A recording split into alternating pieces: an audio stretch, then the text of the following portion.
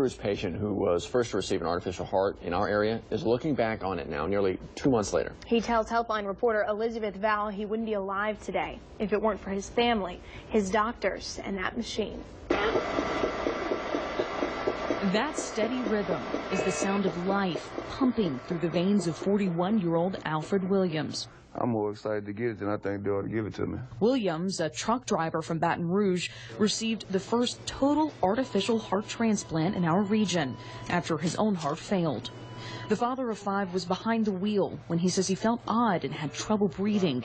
He pulled over and called 911. About the time EMS guy died and went through the seizure.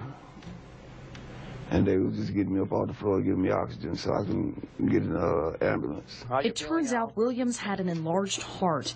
He needed a transplant, but his chances of surviving long enough to receive one were slim. However, doctors at Ochsner had another option, a total artificial heart transplant.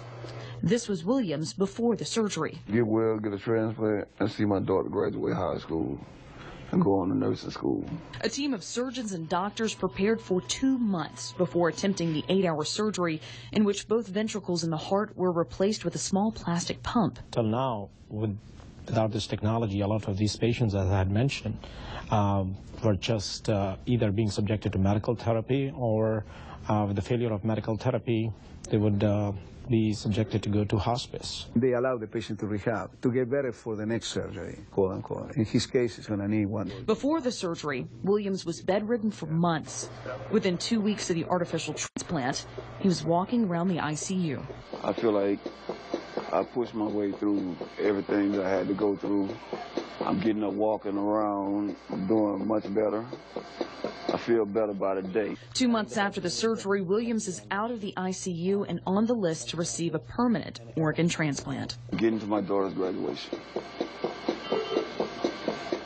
That's my main priority. Reporting for Healthline, Elizabeth Vowell, WAFB 9 News.